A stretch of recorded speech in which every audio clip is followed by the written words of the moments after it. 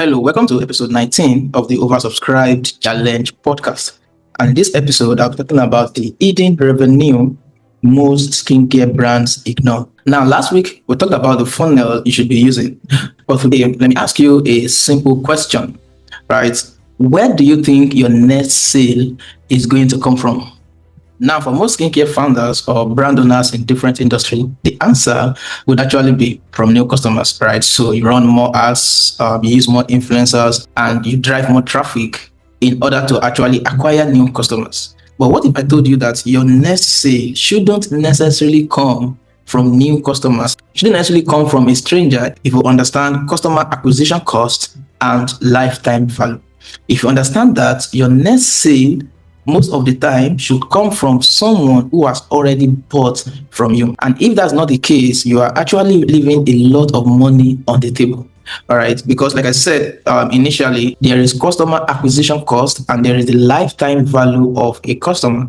For example, if you spend 5K on ads to acquire a customer that bought a 35K or a 50K product from your brand. That means you've spent 5K and you've generated 35,000 naira revenue of, let's say, 50K revenue. So the difference is 45,000 naira profits. Of course, we're still going to subtract different things, all right, cut and all of those things from it. If all you get about is the first sale alone, all you get from the customer is just the 45K difference. But what if you could get the customer to buy more from you, or to make repeat purchase from your brand? Especially as a skincare brand, people would definitely want to purchase the product again and again, maybe once every 2 months, maybe every month. So instead of just 50K from that client or from that customers, every month the customers pay 50K to buy the same product again and again. That means at the end of the year, you already made 600K from the customer. And if the customer just buy the product again once every 2 months, that means you've made 300K, which is a lifetime value of that customer for 1 year, just 1 year. Remember, the customer might likely continue with you for many years. So for 1 year, you've generated 300K or 600K from the customer, whereas that brand owner that's focusing just on the first sale would only be happy generating 50K from that customer and is happy and made 45K profit. And that would be the reason why the person will be stingy at investing money on ads to actually acquire customer, because he's thinking about the money he's spending and the money he's getting, because all that brand owner is thinking about is the first sale, not the lifetime value of the customer. And that's what I want to deal with in this episode, because if you focus only on the first sale, then you are leaving a lot of money on the table. And many brand owners do this a lot. So their marketing looks like this: they get a customer the first month, that they make a sale, but then they don't do what they're supposed to do, so they lose the customer, and then the following month they want to sell the same product again, they go find another customer. So they do this again and again and again. Of course, because you're acquiring new customers every month, it feels like growth, right? But in reality, compared to the revenue you are leaving on the table that you are not acquiring because you didn't do what you ought to do, your marketing is actually expensive, because the most expensive customer you would actually ever have is the one who buys only once, because that means you spent all the money to only acquire the person to buy from you just once. Now think about that. You paid all the money to get their attention, you paid to earn their trust, and you convince them to buy. Now they've already bought, but nothing comes from you again. No more follow up. And because of that, you could not offer them a second chance to buy the product from you. And because of that, there is no reason for them to actually come back and purchase that same product or other product from your brand. So you have to spend money again to run another ad to actually replace the same customer that you already had. In reality, that is not scaling, right? That is actually restarting every single month. Now, the truth is that most people celebrate first sale. Of course, you want to celebrate when you make the first sale from the customer. That is fine. But a first sale is not where the real money is made. I just explained a while ago about the lifetime value of the customer, right? The real money is made after the first purchase. When the customer trusts your brand more, when the customer becomes loyal, and when the customer increases how much they spend. That is, they increase their average order value. Instead of buying just one product, now they've seen the result of the first product, they are buying many other products for different concerns, different skin concerns, or whatever they actually want to buy. And then they buy it over and over and over and over and over. This is where the real money is. That is when your business starts to grow properly. because now you are not just acquiring revenue, you are actually compounding it, right? If every customer just buy once, your revenue resets every time. But now, if customers come back and purchase again, automatically your revenue is building on itself. That is the difference between a struggling brand and a scalable brand. Now, the next question is, why don't customers come back to buy again and again from your brand? And this is where most founders get it wrong, right?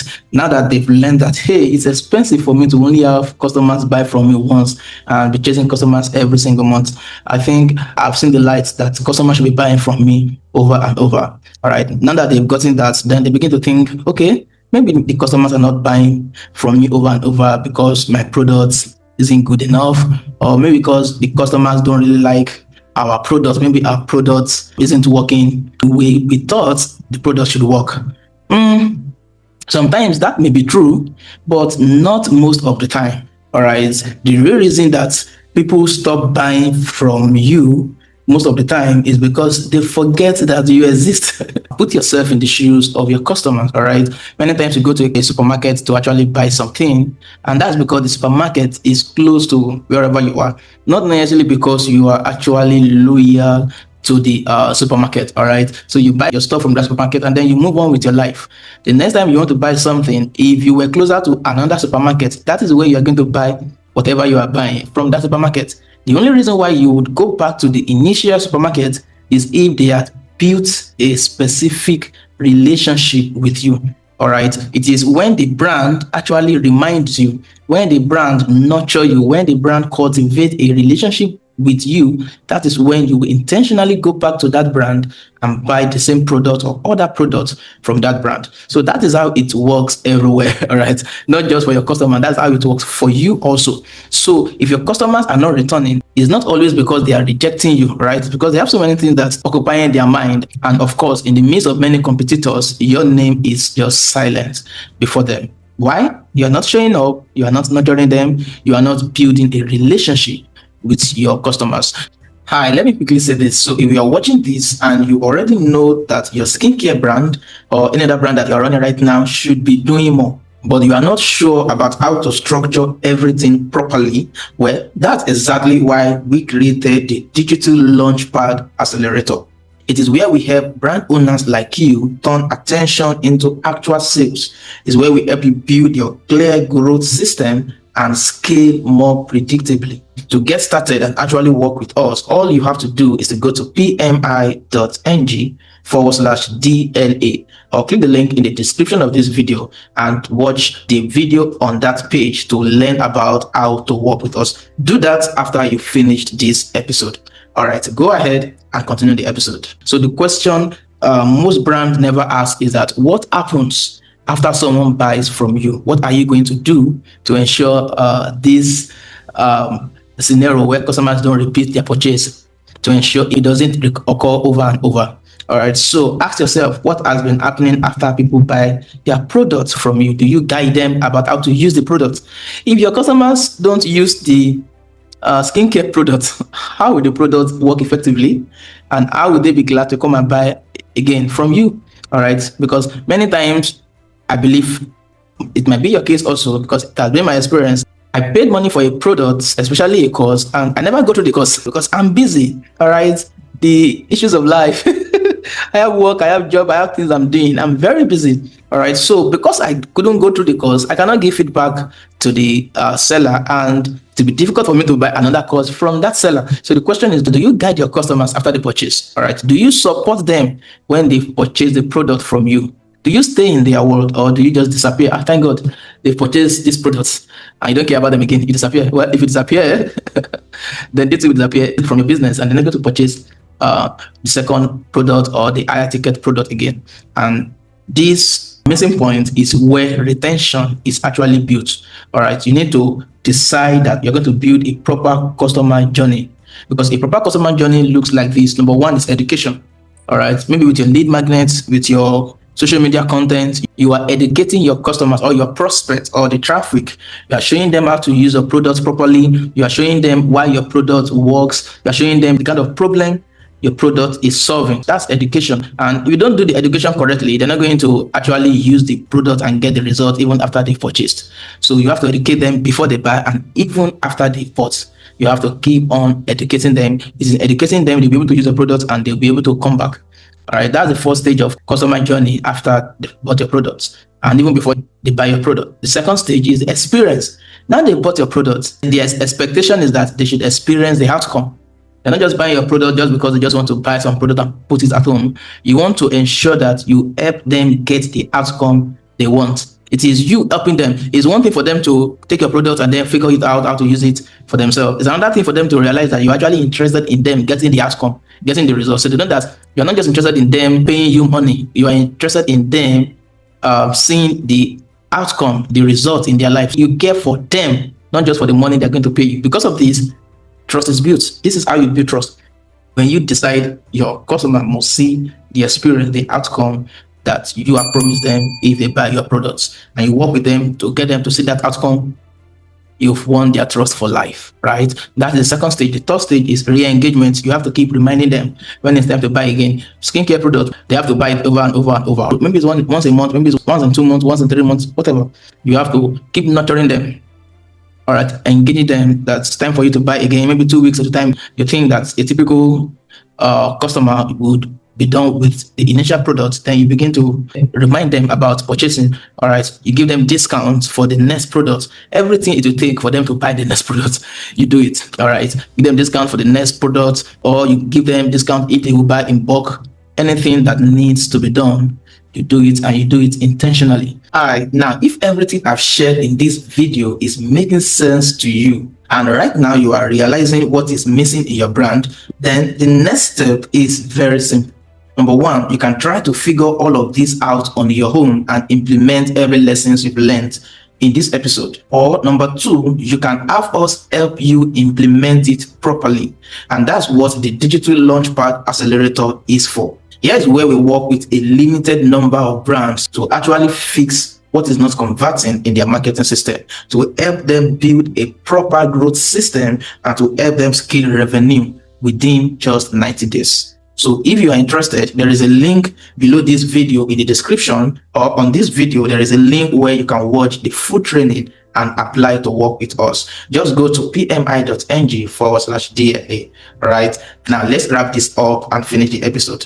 And of course, the other stage, apart from re-engagement to purchase the same product again, another thing is expansion. All right, you're not just introducing them to buy the same products, you are introducing them to other products in your stock. Right, your higher ticket products or other variety of products that you think they may actually need, that you think would actually help them. Is about helping your customers, not just about you collecting money from them. All right, so and if you do this, your customer will not just be buying once, and they'll not just buy just one product. Now you are increasing their average order value. All right, so that means instead of them ordering just one product again and again, you are increasing the average order value. You are increasing the number of products they are purchasing at a time. So the next time they are purchasing again, they are purchasing all of those products again and again and again, instead of just one product. Right, you can see this is how you get much more value from your present customers rather than just chasing new customers every now and then. This is how brands grow their revenue without necessarily increasing traffic. You should increase traffic even as you grow your business, but you should not only depend on just new traffic for you to grow your business. Your present customer would grow your business much more than the new traffic will do if you learn how to cultivate a relationship with your present customer. Now the question now, right, will be, okay, I want to cultivate a relationship with my customers. How do I do that? And how do I do it consistently? Because if my customer base is increasing over and over, I can't be using phone call to call 1,000 people or 2,000 customers. All right, I cannot be calling them on phone. It will not be scalable, except I want to hire so many hands to do the phone call. All right, it might not be scalable. What will make it scalable and easy enough, effective, is via what we call email marketing. So this is where email comes in, because it's one-to-one, even though it's one-to-many. You are sending the email to many, but when it comes to their inbox, it feels like you are sending them to them alone. It feels like one-to-one communication. All right, and many business owners, especially in Nigeria, they underrate email marketing in their mind. People don't read emails. People don't read emails. Why do Jumia still send emails? Why do Temu still send emails every single day? Sometimes 2 emails per day. If you think Nigerians don't read emails. All right. Many times business owners, they put themselves in the shoes of their customers where they should not. Where they should, they don't. Where they should not, that's what they do. Because they don't like to read emails because of how busy they are, because they are marketers, they are sellers. So it's easy to spot that this person wants to sell to me via emails. So because of that, you don't really like to read email, because you know at the end of the day, all they will ask is for you to come and buy, especially if you're not in the market for that particular product. So you may not want to read emails. Because of that idea, they think their customers too would not like emails. And even if they say, okay, let me send emails, so they decide to send it once a week or once a month. All right, that is not how things are done. Yeah, your customers may not be used to email marketing, but you train them because you actually want to cultivate this relationship with them.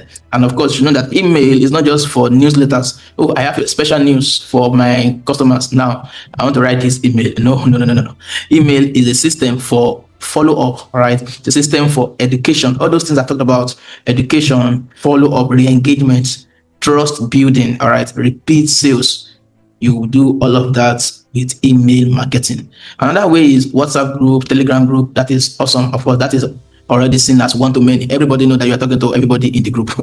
All right. So it's less personal than email marketing. Email marketing is more personal than those discussion group. Discussion group, they are great too. You can make use of them, but one that is very effective, especially when it comes to personalizing your messaging, is with email marketing. And if you will do this, you realize that you are making more money, selling more products without necessarily spending more on ads. And even if you do this, you see that you have low cost per result with your ads, because many people that will see your ads are people who have already bought from you before, and then if they forgotten and then they come back again, they buy.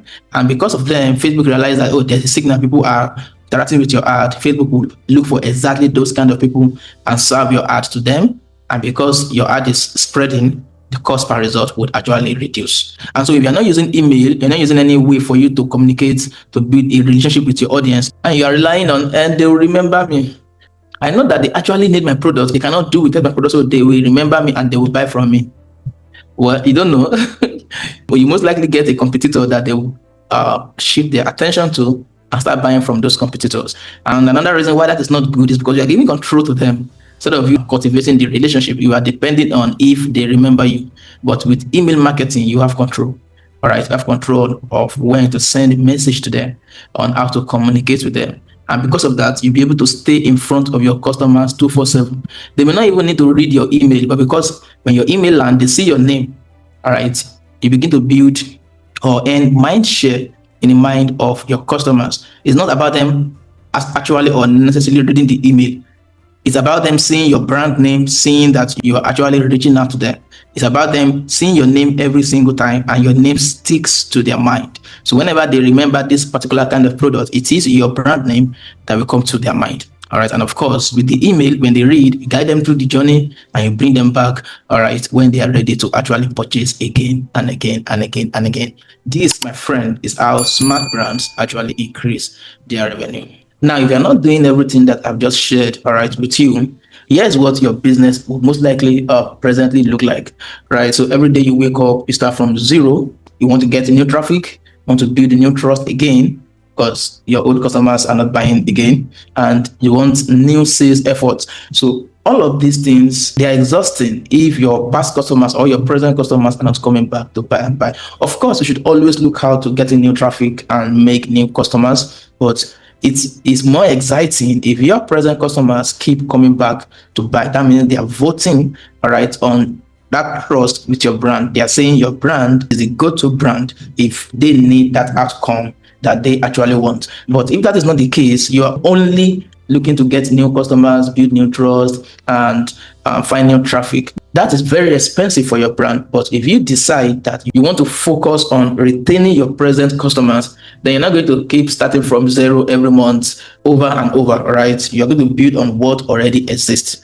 That, my friend, is how your business will become stable. So you're going to wake up every day knowing sales is coming. Somebody would buy from you, right? Someone within your customers ecosystem is going to buy. Instead of waking up wondering, oh, I hope I'm able to acquire a new customer today. No, rather, you wake up knowing somebody would buy. You wake up knowing your business growth is stable and people would purchase from your business. So that is why I said in the beginning that you are sitting on the revenue that you've already paid for. You've already spent money to acquire the customers in the first place, but you're not maximizing them. All right. So that means there's revenue already inside your business. You just haven't unlocked it yet. So you need to find a way to unlock the revenue and ensure your present customers keep buying from your business over and over and over. And once you do that, you're going to notice something. You don't need to increase traffic in order to increase revenue. Meaning, even if you don't increase traffic, your revenue will keep increasing. Of course, I'm not saying don't increase traffic, but I'm saying that all you have to do is to improve what happens after the sale. Even if you increase traffic, ensure that you improve what happens after the sale, nurturing your customers, building a relationship with them, and you're going to realize that there's so much revenue you'll be making that you were not generating before. And my friend, this is exactly where most brands are incomplete, right? Because growth is not just about getting customers as everybody is already used to. It's about what happens before the sale, and more importantly, what happens after the sale. So this is how a proper system would look like, right? Inside a proper system, your funnel would bring people in. Your offer would convert them from traffic to leads. That's a lead offer. And then from leads to customers. That's your core offer, right? And then your follow-up system, nurturing them, re-engaging them, as I talked about, educating them, as I talked about. Your follow-up system would keep them, and your retention, once you've been able to keep them buying over and over, your retention would grow your revenue. That is how you want your system to look like. Yeah, in the previous episode, we majored so much about building the system to acquire new customers. But even within that system, your nurturing system that we focused about in gaining new customers should also be deployed to actually retain the customers. So when all of this work out together, that is acquiring the customers and what to do after you acquire the customers, then and only then will your business become predictable. All right. Now, everything I've explained here is simple to understand, but the reality is that it's not always easy to implement correctly because it requires structure. It requires building that system to acquire the customers and retain the customers. And it requires consistency. That's exactly why we created a free training, Digital Launchpad Accelerator. In that free training, we break down how to structure your growth system, how to increase conversions, and how to build predictable revenue. So if you are serious about scaling your brand, then you should watch that training. All you have to do is to go to pmi.ng/DLA, that's Digital Launchpad Accelerator. pmi.ng/DLA. You should see the link on the screen. Make sure to watch that training and follow the instruction there, because at the end of the day, your growth is not just determined by how many customers you get. All right. Just like I've explained over and over in this episode, your growth is determined by how many customers you actually keep and how often they buy and how much they spend over time. That's their lifetime value. If you fix that, your brand will grow in a completely different way. So make sure you go to pmi.ng/DLA if you want us to actually work with you, watch the training on that page, and you can book a call with us on that same page. You can even see that link in the description below this video. And that is a wrap for today's episode. Watch out for next week's episode. If you love this episode, you like the insights in this episode, like this video, subscribe to this channel, and of course share this channel with your friends. See you next week.